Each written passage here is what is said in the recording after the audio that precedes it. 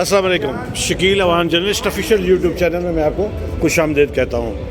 آج جب میں یہاں پہنچا پنڈی کرکٹ اسٹیڈیم میں، تھوڑا سا آپ کو دکھا دوں. یہ اس وقت یہ میڈیا سینٹر ہے، یہاں ہم لوگ کھڑے ہیں اور تھوڑی دیر تک میچ شروع ہونے لگا ہے. اور بڑے یہ تھوڑا سا آپ کو گراؤنڈ کا نظارہ بھی دکھا دیتے ہیں. زبردست قسم کا میچ ہونے جا رہا ہے.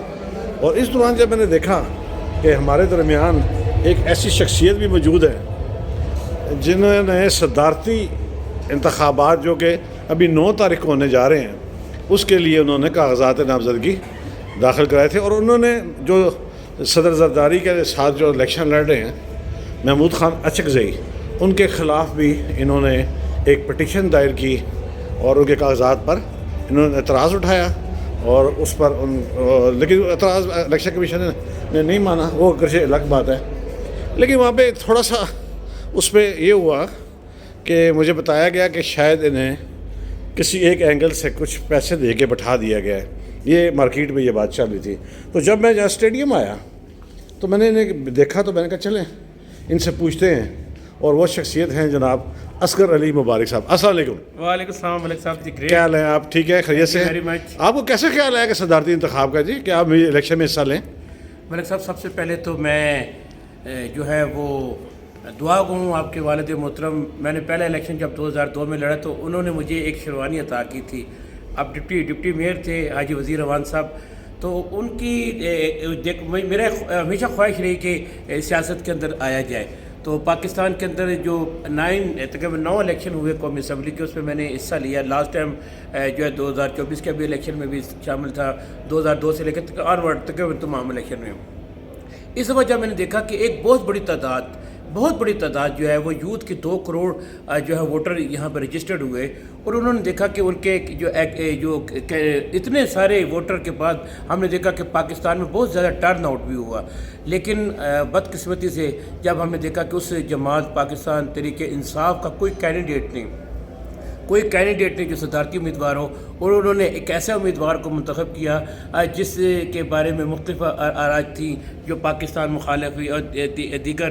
تو میں حلفاً قرآن یہ کہوں گا کہ مجھے اسی وقت PTI کے چند ممبران اسمبلی نے کہا کہ مبارک صاحب آپ بھی تو الیکشن لڑتے ہیں. تو میں نے کہا کہ میں اس دفعہ بھی کینڈیڈیٹ ہوں اور صدارتی کینڈیڈیٹ ہوں.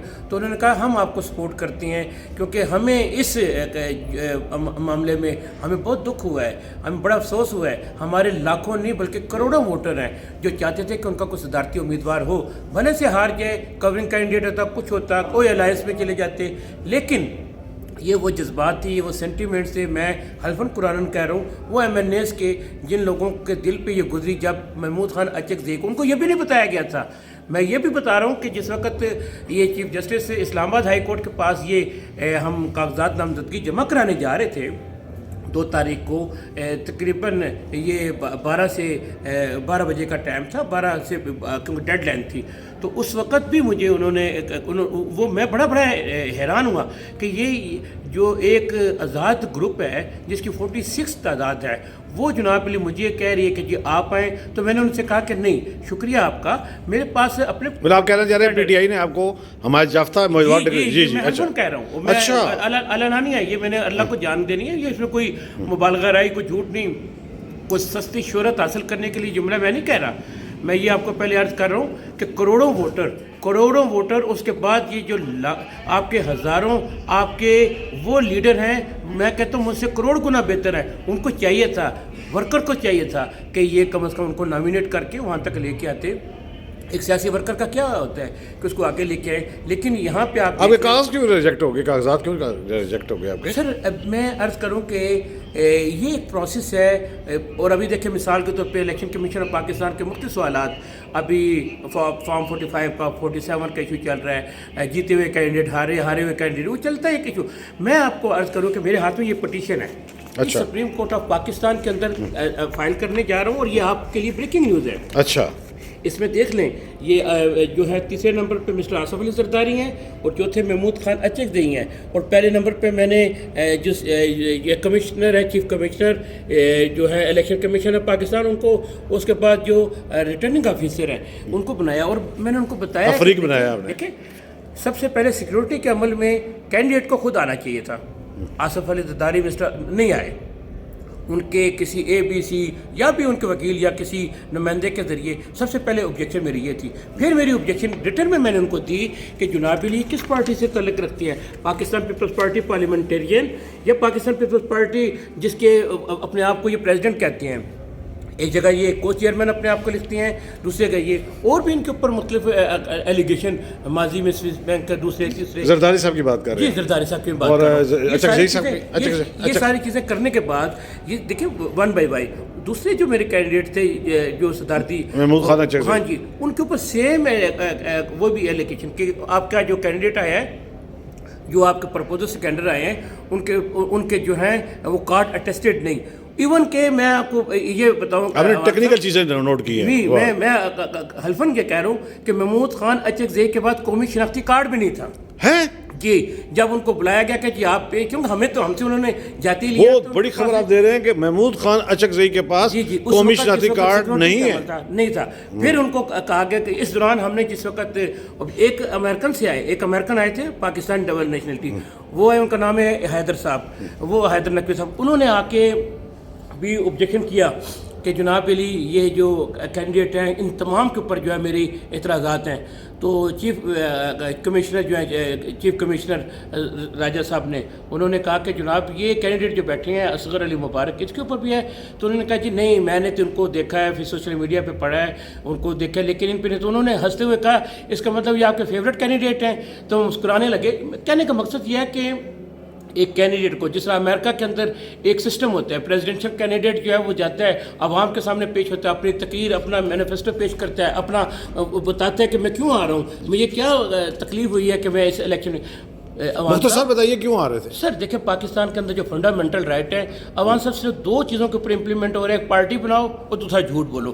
تیسرا کوئی بھی رائٹ جو ہے نا اس کے اوپر جو آپ کے آئین کے آرٹیکل کے اندر موجود ہے کوئی عمل درآمد نہیں ہو رہا. اور انفارچونیٹلی اس کے اوپر ہی وجہ سے پاکستان کے اندر یہ مسائل پیدا ہو رہے ہیں. اسی وجہ سے جو ہے آپ دیکھ لیں کہ یوتھ ہماری کریم جو ہے وہ باہر جا رہی ہے، ہمارے یہاں بے روزگاری ہو رہی ہے، مہنگائی ہو رہی ہے، لا اینڈ آرڈر کا ایشو ہے. اور یہی بات میں آگے لے کے گیا، پختونوں پنجابیوں کو لڑایا جا رہا ہے بلوچستان کے اندر. جو یہ وہی پارٹیاں ہیں جو سیاست کے نام کے اوپر یہاں پہ اسٹیبلشمنٹ کو جو پاکستان کو برا بلا کہے گا وہ ان کا فیوریٹ ہے، وہ ان کا کینڈیڈیٹ بھی ہوگا. جو پاکستان حمایت کریں گے، جو پاکستان کے لیے بات کریں گے وہ ان کے مخالف ہوں گے. اور اسی بیس کے اوپر ابھی دیکھیں محمود خان اچک زئی کا آپ پورٹ فولیو دیکھ لیں، اس کا ماضی دیکھ لیں، حال دیکھ لیں، تو آپ کو پتہ لگ جائے کہ پاکستان مخالف جو بھی ہوگا. یہ عمران خان ہی تھے نا جو ان کی نقل ہوتا تھا کہ یہ ایسے چادر لیتا ہے، اس نے اپنے بھائی کو گورنر بنا لیا فلانا کا، تو آج ان کا فیوریٹ ہو گیا. قول و فعل میں تضاد نہیں ہونا چاہیے. صحیح بات ہے، قول و فعل میں تضاد نہیں. بہت اچھی بات کہی آپ نے. مجھے لاسٹلی یہ بتائیے گا کہ جو ایک خبر مارکیٹ میں چل رہی ہے کہ شاید جو صدارتی کینڈیڈیٹس تھے دو ہیں، مطلب ان میں سے ایک نے آپ کو کوئی پیشکش کی تھی کہ آپ بیٹھ جائیں، اور کوئی پیسے دیے تھے یا لیے تھے یا آپ نے دیے ہیں یا آپ کو لیے ہیں، کچھ ایسی کوئی بات کو مکس مجھے بات درست کہہ رہے ہیں آپ بتائیے اس پہ. ماشاءاللہ میں سمجھتا ہوں کہ آپ کی جو خبر کی جو تحقیق ہے، جو آپ کرتے ہیں تحقیق کی خبر، اس کو میں بڑا سیلیوٹ کروں گا کہ آپ تک خبریں جو ہے بڑی اچھی پہنچتی ہیں اور آپ کا یہ ولاگ بھی جو ہے وہ لوگ پسند کرتے ہیں اور میں اس کے لیے بھی دعا کروں. ہاں ایسا تھا کیونکہ میں آپ کو بتاؤں کہ میری دو سسٹر جو ہیں وہ جو بائی الیکشن میں بھی کینڈیڈیٹ تھیں، اس الیکشن میں بھی تھیں. مجھے کہا گیا کہ آپ اپنے چیزوں کو واپس کریں، آپ یہ کس چیزوں میں پڑ گئے ہیں. زرداری صاحب جو کسی کو اپنے سامنے کھڑا نہیں ہونے دیتے. ہم 70 سیٹیں ہماری اور نکلی ہیں، یہ جو ان کی سنی اتحاد کو جو نہیں ملیں تو اس میں کوئی ایک آپ کی جو ہے نا وہ جو PP میں جو ہے نا پنجاب میں ہم ایڈجسٹ کر دیتے. میں نے کہا نہیں، میں جب اسٹینڈ لیتا ہوں 9 الیکشن میں مجھے ایسی آفرت ہوئی ہیں. میں نے ہمیشہ میں صدارتی انتخاب کی بات کر رہا ہوں، میں صدارتی انتخاب کی بات کر رہا ہوں کہ مجھے اس دفعہ میں نے بتایا کہ ان سیٹوں میں 70 سیٹیں نہیں بن رہی ہیں. تو مجھے کہا کہ ہم وہاں پہ آپ کے کسی بندے کو ایڈجسٹ کر دیں گے. میں نے کہا سوری، میں جس جگہ کھڑا ہو کے کاغذ نامزدگی ہو گیا جو بھی ہے. اب اس کے بعد میں پٹیشن میں جا رہا ہوں سپریم کورٹ آف پاکستان کے اندر.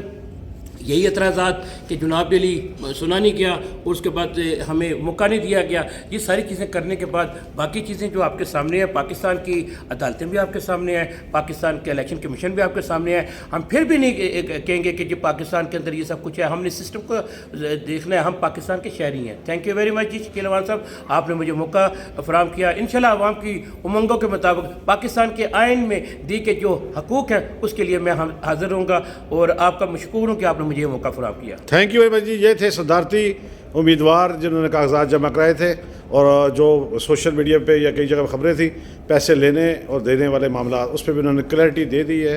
اب میرے چینل کو سبسکرائب کیجیے گا, لائک کیجیے گا, کمنٹس کیجیے گا اگر میری بات خبر تبصرہ تجزیہ آپ کو صحیح اور ٹھیک لگے. چلتے چلتے ہمیشہ کی طرح کہتا رہوں گا, جہاں آپ اپنا اور اپنے پیاروں کا خیال رکھتے ہیں گرد موجود مستحقین کا بھی خیال رکھیے. کوشش کیجیے کہ کوئی آپ کی شکایت اللہ سے نہ لگا دے. کل انشاءاللہ نئے وی لاگ کے ساتھ نئی بات کے ساتھ حاضر ہوگی. اجازت دیجیے. اللہ حافظ.